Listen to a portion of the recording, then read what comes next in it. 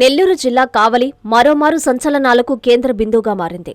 కావలి పట్టణం రూరల్ పరిధిలో వేసిన లేఅవుట్లలో శుక్రవారం విజిలెన్స్ అండ్ ఎన్ఫోర్స్మెంట్ అధికారుల తనిఖీలు ప్రారంభమయ్యాయి. Nellore vigilance and enforcement inspector Narasimharao నేతృత్వంలో రెవెన్యూ, మున్సిపల్ అధికారులు, సిబ్బందితో లేఅవుట్ల పరిశీలనకు దిగిపోయారు.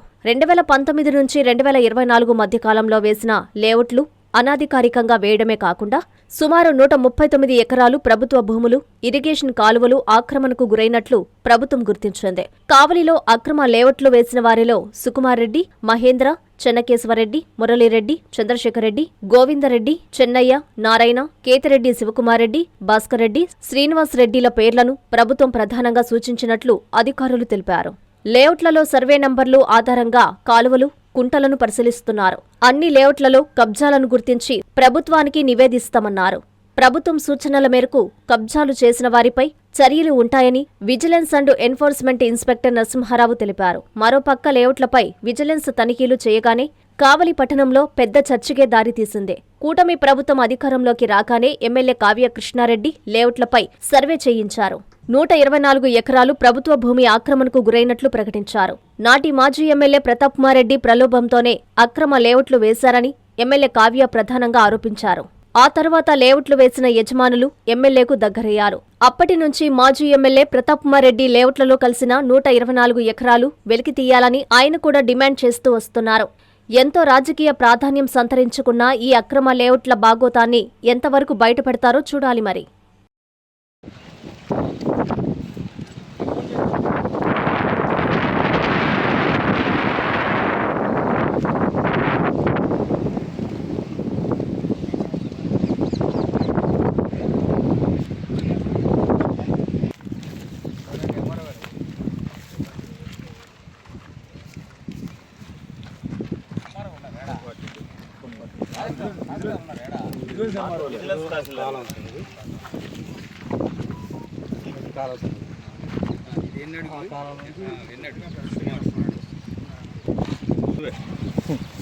సంబంధం లేదు.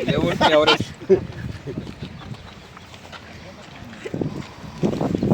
ఎన్ని ఎకరాలు చూడమ్మా.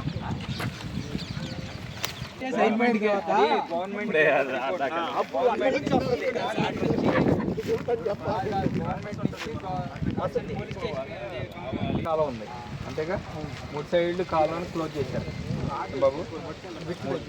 అదే క్లోజ్ మీన్స్ ఇప్పుడు 20 అడుగులు, 2 అడుగులు, అక్కడ 3 అడుగులు ఉందేమో, మా అయితే 4 అడుగులు ఉంది అంతే కదా. 2019 టోటల్గా ఏంటంటే 2019 నుంచి 24 వరకు అనాథరైజ్డ్ లేఅవుట్స్ ఏదైతే ఉన్నాయో కావాల్సిన చుట్టుపక్కల అన్నిటి మీద ఎంక్వైరీ జరుగుతుంది. ఈ రోజు నుంచి స్టార్ట్ అయింది. దానికి మీ సైడ్ నుంచి కూడా మాకు ఏదైనా సహాయ సహకారాలు ఉంటే తెలియజేయండి. 100% ఇలా త్వరగా కంప్లీట్ చేయాలి ఈ ఎంక్వైరీ. అందుకోసం ఓకే. కొన్ని అంటే రికార్డెడ్గా కొన్ని పేర్లు అంటే ఇప్పుడు ఈ సుకుమార్ రెడ్డి గారు కానీ, మాధవ్ అని ఇంకొక అతను సమ్ పర్సన్ ఉన్నారు, శివకుమార్ రెడ్డి అని పేర్లు, అన్ని పేర్లు అనేది మనం కరెక్ట్గా ఆ లేఅవుట్కి వెళ్ళినప్పుడు పలానా ఈ లేఅవుట్ ఎవరు అనేది మనం చెప్పగలుగుతాము. బట్ కొన్ని పేర్లు అనేది ఆ కంప్లైంట్లో వచ్చింది. ఆ కంప్లైంట్ లిస్ట్ మేరకి ఆటోమేటిక్గా 1 by 1 ఆ రోజు తెలియజేస్తాం. మీకు అందిన సమాచారం వరకు పేర్లు చెప్తారా అంటే ఇప్పుడు మేము చెప్పాం కదా, అన్ని పేర్లు మేము చెప్పలేము ఇప్పుడు. ఓకే ఓకే ఒరిజినల్ ఇప్పుడు ఆ లేఅవుట్కి వెళ్ళిన తర్వాత ఆ లేఅవుట్ ఎవరు వేశారు అనేది ఆ రైతు వేసాడా లేకపోతే రైతుకు సంబంధించినటువంటి వ్యక్తి వేరే వ్యక్తి ఉన్నారా అనేది రైతే చెప్తాడు కదా. పొలం గల్ల వ్యక్తి నాదేనయ్యా నేనే వేసానని అతను చెప్పాడు అనుకో, అతనే అతని మీద చర్యలు తీసుకోబడతాయి.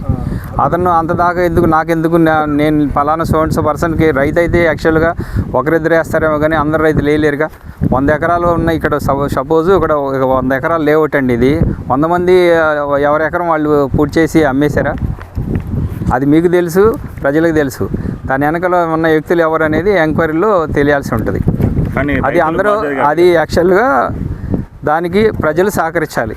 ఇప్పుడు మా ఎంక్వైరీకి మీరు 10 మందిలో పబ్లిక్లో తిరుగుతూ ఉంటారు, మీతో పాటు ప్రజలు కూడా మాకు సహకరిస్తే ఉన్న వాస్తవాలు బయటకు వస్తాయి. మాకు కావాల్సింది రియాలిటీ. ఆ రియాలిటీ అనేది ఉంటే రిపోర్టు కరెక్ట్గా ప్రాపర్గా గవర్నమెంట్ సబ్మిట్ చేయగలుగుతాం. ఇది అందరి బాధ్యత. ఇది ఈరోజు ఇక్కడ ఈ కాలువలు ఆక్యుపేషన్ అయింది, రేపొద్దున ఇంకొక దగ్గర చెరువులు అవుతాయి. అప్పుడు మీకే కదా నష్టం, ప్రజలకే కదా. దాన్ని దృష్టిలో పెట్టుకుని ఒరిజినాలిటీ అనేది మాకు తెలియజేస్తే మేము ఆ ఒరిజినాలిటీని మేము ముందుకు తీసుకెళ్తామని తెలియజేస్తాం. ఇప్పుడు తర్వాత లేఅవుట్లు వేసేవాళ్ళు వేరే బౌండరీకి వెళ్తే రైతుకి ఏం సంబంధం ఉంటుంది చెప్పండి. ఇప్పుడు యాక్చువల్గా సర్వేని మేము అందుకే పెట్టుకుంది. సర్వే యాజ్ పర్ సర్వే ప్రకారం ఈ సర్వే నెంబర్ ఎవరి పేరు మీద ఉంది, ఎవరి పేరు మీదకి రిజిస్టర్ అయ్యి ఉన్నది అనేది తెలుసుకున్న తర్వాత ఆ సర్వే నెంబర్ గల పేరు వ్యక్తి గల పిలుస్తాము. అతని యొక్క స్టేట్మెంట్లు కూడా తీసుకోవడం జరుగుతుంది. ఒరిజినాలిటీ అనేది అక్కడే కదా వచ్చేది. ఫీల్డ్కి వచ్చేయమంటే దాని అర్థమైంది ఒరిజినాలిటీ తెలుసుకోవడానికి. కాబట్టి 100% వాస్తవాలు గవర్నమెంట్ దృష్టికి తీసుకెళ్ళడం జరుగుతుంది.